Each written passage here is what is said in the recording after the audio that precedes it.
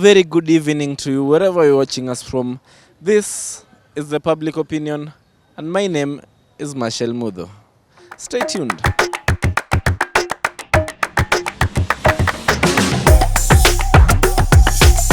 Once again, we are back with this question. Even after so many dynamics changing, who is going to be the best deputy president for your favorite candidate, whether it's Raila or Ruto? Who is best to switch to deputize him? Let us find out. Frankly speaking, I would see Stephen Kalonzo Musyoka deputizing Baba because he's got the ability to really bring some votes on board, and that's what we are desperately looking for. On the other hand, I'm seeing guys bringing in the card of Karua, that they want a woman card. But I'll say if you want the cosmetic kind of thing, we can go for a woman as a deputy of Baba, but someone who can really help us garner votes is Stephen Kalonzo Musyoka. And that's why I'm really enthusiastic to see Baba pick Musyoka as his running mate, because we need the support from Kamba community, and Musyoka can really bring some votes in excess of 2 million maybe. And I am looking forward to see him being selected as Baba's running mate, as opposed to very many other candidates who have just joined us lately, like Karua. And the women are pushing so hard to see Karua being really taken as the running mate. But personally, the ticket that is going to really ensure victory, because it's the strongest ticket, is Baba and Musyoka. In Kenya Kwanzaa, to deputize, all papers are accepting Musalia Mudavadi, and they are saying it is the choice of Dr. Ruto. So Musalia is the best for Kenya Kwanzaa, and I know that if he's given, he cannot lead them down. But if they don't give him, still he can be of another use, another value. He can be valued somewhere else. Okay. On the Azimio side, because I'm supporting Azimio side, that is Baba, I would prefer Baba to pick Martha Karua. Reason. Martha Karua is best suited because if you look at Martha Karua, first of all, she has a record. She has a record of, look at her record of integrity. She's the best suited to help Baba as a deputy in fighting all these corrupt cartels and everything in the government. Secondly, look at the picture that it will paint for Kenya and for women in Kenya. That is what we have been fighting in our new constitution, the gender equality thing. So if you give Martha Karua a chance, means that you have given even women a step ahead. So these women will bring more votes to Raila for the women who are not even behind Raila. But they will see, Baba has chosen a woman as our deputy. That means that we are even closer to the presidency than ever before. So we want Martha Karua to be the deputy president of Kenya. Leave alone the people who are bringing votes and everything. We are now looking at the national image of Raila. You know, Raila is a statesman, and Raila, nobody can talk about country without Raila, especially Kenya. So Martha is the best suited for those two simple reasons. For my presidential candidate, first of all, is Raila Odinga, and looking at the mathematics, I think if we need to bring two new numbers into the matrix, then we need to have a new person coming in as a deputy president or a running mate. And in this case, I would prefer Martha Karua to be the running mate for Raila Odinga. Because, if we have Kalonzo again as a running mate, then we shall not be bringing any new numbers into the team. We shall maintain the old block, but we shall not have any new numbers. So I think Kalonzo should sacrifice so that we bring a new person into the game. We bring Martha Karua on board so that at least we can have some new numbers. Even if we get to 1 or 2 million votes in Central, I think that one will be better for us. I prefer, in Azimio, I see Kalonzo can be the best, because Kalonzo is a mzee who is old, and today's paper you can see that age is gold. Old age is gold. So Kalonzo is a gold also. So I prefer Kalonzo. They should not treat him the way they are treating him. because of his personality and because of his background. No, they should be sincere and treat him nicely, because Kalonzo carries a lot of weight in Ukambani. First of all, in my opinion, I have been voting for many years, since 2007. Even I take my ID when I was young, because the someone I was supporting. But this time around, I will not vote. Simply, I have some reasons why. You know, according to the way this government is handling the issue and the leadership, me personally, I will not vote. I will not vote simply because the same Raila, the same Ruto, I know all those people. And if you follow their history, in personal, I will not vote. Simply because Raila we have been supporting this guy for many years, but he disappoints us. And there's no need to support him again. Simply because this election will be very funny and it will be very challenging to other election.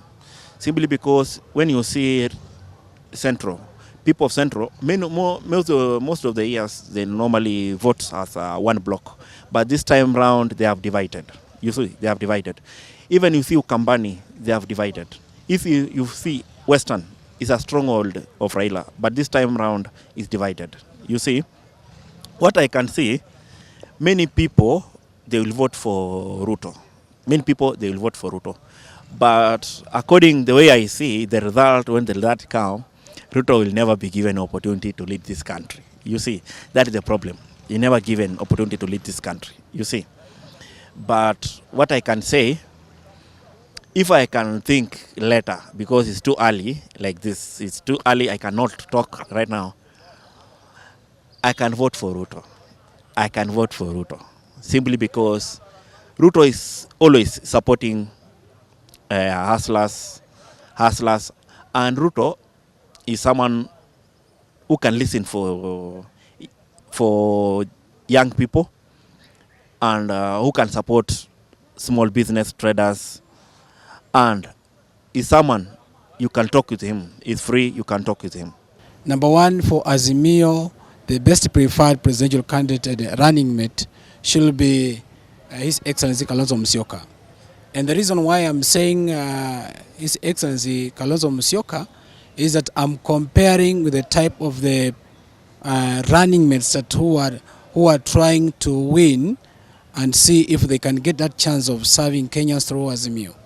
So number one, if you put Martha Karua, as they are saying, or you put Peter Kenneth, as they are saying, if you compare within that region where we are looking, we are seeing the region which is Mount Kenya, more the voters who are there, they're actually not going to vote. The 3/4 of the voters might not vote for His Excellency Raila Amolo Odinga, but they will be voting for the other side.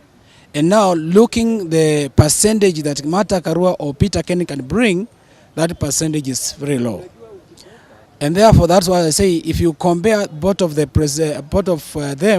if you compare to Kalonzo can be able to bring more votes.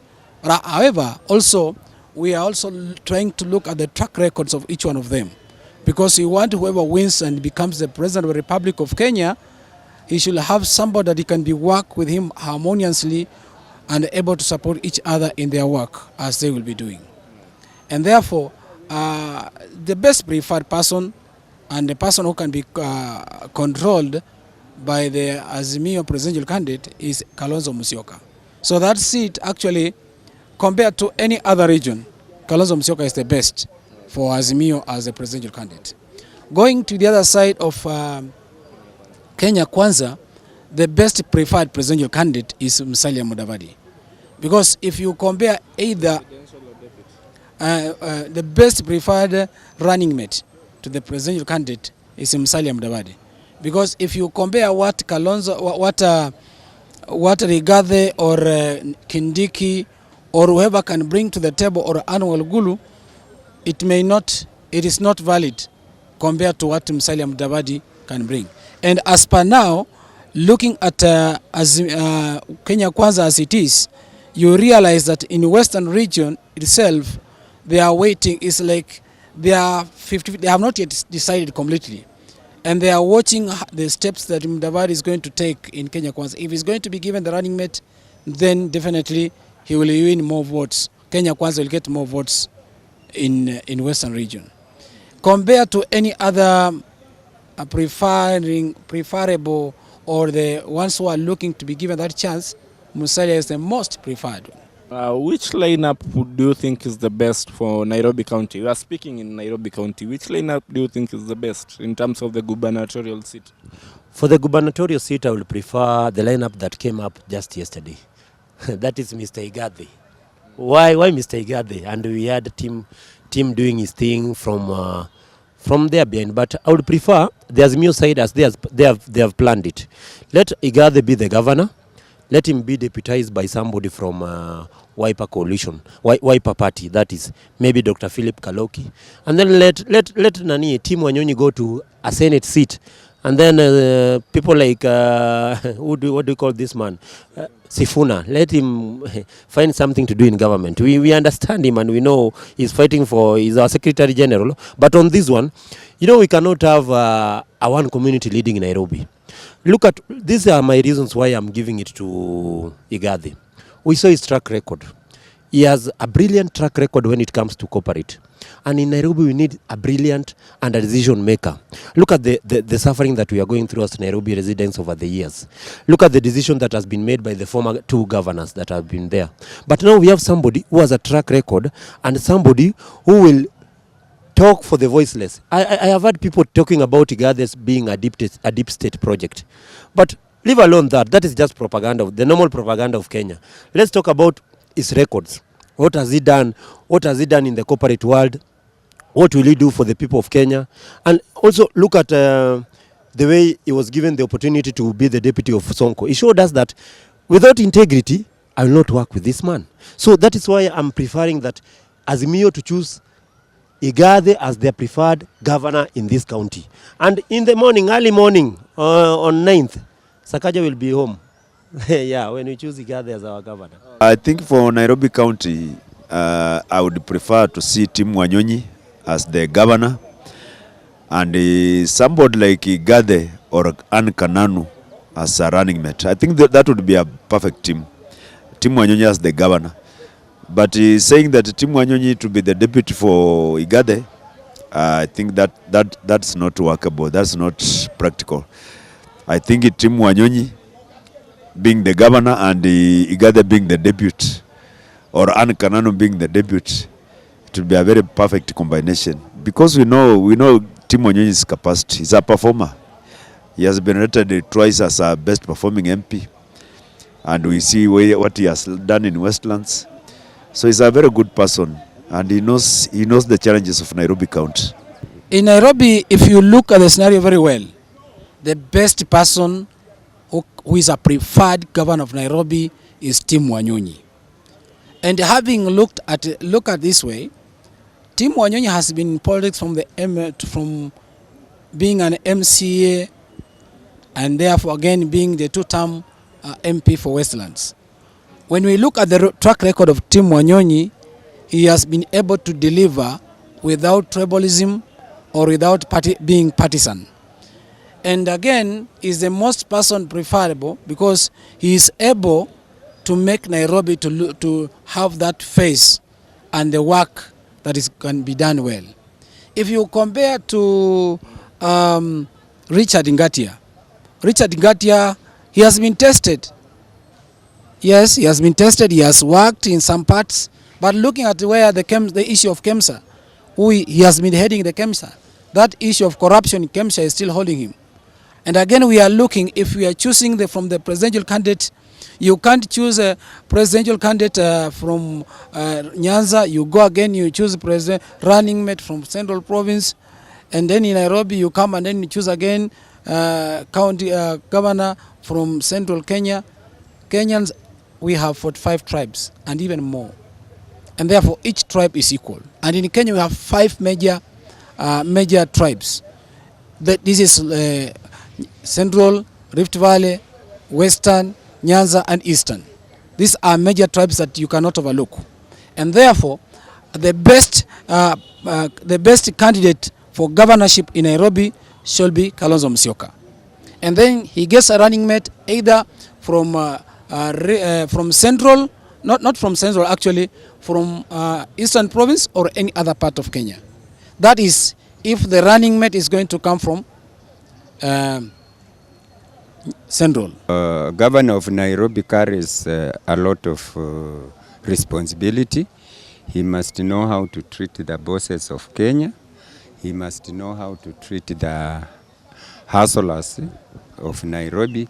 So if at all Azimio would have taken, has already taken Ingathe. People don't know who Ingathe is, especially. But because they have taken him, they know what they are doing. They know what they are doing. And I know that Ingathe can serve them, but I'm not sure how he can serve the people of Mathare, Kibera, I don't know. Deputized by? Deputized. They have given him Wanyonyi? Yeah. Wanyonyi will not have a lot of kura because they wanted, the Western region wanted him to be the governor, not the deputy. So he cannot get a lot of kura from Western region. But if at all the Nairobi and the Central or else Mount Kenya can give him, we have no problem. Nairobi governorship, what I can say, the best guy who can lead Nairobi governorship, they return it Sonko. Because Sonko, he has that idea of Nairobi, then he has a golden heart. He can lead Nairobi very well, but he look for a deputy, someone who can advise him and show him the way, how he's supposed to do. Because if you take these people, these people coming to stand in Nairobi, they have not, most of them, they have not been in government for many years. So when you give them those opportunity, they will mess everything, you see. But Sonko, he has already, he knows mistake of Nairobi, and he has learned something. He can lead Nairobi very well. But he must look for someone who has the idea of economics so that he can be his deputy president, his deputy governor. Finally, a message to all the Kenyans as you head up to the campaign period and as we are approaching the elections. First is a message to our politicians. Our politicians are really famous for going around the country while campaigning, sowing seeds of discord and bringing some disunity among people. We want them to send a very positive message to their supporters and the entire citizen that we need to really foster peace and also live in harmony and coexist with other communities. So the message that they should be really disseminating to the public is message of peace and maybe how people should really live with some kind of harmony in society, but not such kind of divisive statements and also maybe such inflammatory statements that they issue carelessly during the campaigns. Another thing was then the supporters. It has been known that supporters around the country sometimes are polarized, sometimes they are poisoned in the mind, sometimes they are really agitated and they are really violent. So we want supporters to remain calm and they should exercise peace all the time and know that elections will be there just for a short period and then we shall get back to our lives as normal. So we shall uphold peace and desist from acts of violence. To my fellow Kenyans, elections will come and go, but I will remain your brother, I will remain your sister. Tomorrow I'll come and buy in your shop. Tomorrow you'll come to my place. Tomorrow you'll come and use my matatu as a conductor. Tomorrow you'll come and buy sweets in my shop, sugar and everything. Ruto or Raila will not be there. Let us go and vote on 9th and come back to our homes and live in peace like we have did for the past 5 years. This is just a one-day thing, it will come and go. But a brother, you remain a brother. When I die today or when I fall down today, you will be the one to take me to the hospital. And when we go to the hospital, there will be no, wewe ni Kamau, are you Dr. Kamau ndio nitibu because I'm a Kamau? No, there will be nothing like that. It will be, I want to get well. And that will be the most important thing. It will not be important if it is Dr. Odhiambo or Dr. Kamau or Dr. Kosgei who treated me. So let us remain in peace. Let us remain peaceful no matter the outcome. I know both sides are very willing. They are saying our side will win and our side will win. But we know as Azimio we will win this thing in the morning. Then we will greet our brothers from Kenya Kwanzaa and tell them things happen. We have been here before for more than 30 years. Thank you very much. Peace, Kenya. My message to all Kenyans is that during this election, let us maintain peace. Let us not hurt each other because of the election. We must know that the election is only a one-day event, but Kenya will still live on after the election. Although I understand the frustrations we are living in, I understand the hard economic times, like millions of our youth are not employed. They have nothing to touch on. They have no source of economic income, and this one actually is a time bomb which must be addressed seriously by the next government. You know, they say if people own nothing, they have nothing to lose. That's the situation we are in. In the future, we must not be living in such a situation where our youths who form the largest part of our population are unemployed, they are frustrated, they have nothing to touch on, they have to depend on handouts from politicians. I think the next government should focus mainly on the youths. Thank you. What I would like to say to Kenyan is that we are in Kenya. And in Kenya, all of us, we are citizens of Kenyans. And therefore, politicians will come and sell their agendas. They will come and try to incite. Let us all remain steadfast because we want a peaceful Kenya. We want a peaceful country where we can do our business, we can move freely. And therefore, as the campaigns are going on, because we are seeing that excitement rising and political temperatures are rising, and as the political temperatures are rising in Kenya, therefore, all the Kenyans, we must remain united, regardless of which tribes do you belong to, or regardless to which political parties or alignment where you are. We should know that we are Kenyans, and Kenyan is ours. We have sons, we have daughters, we have brothers, we have sisters, and all of us, we are brothers and sisters. So politics will always come and they will go. We'll always get different political party leaders and they will go. Let us remain united and let us do our business in Kenya. Let us value one another as a Kenyan citizen, as brothers and sisters. That is all I will wish to Kenyans. But we should choose the leaders with. Let us have wisdom when we are choosing the right leaders who can lead our Kenya to to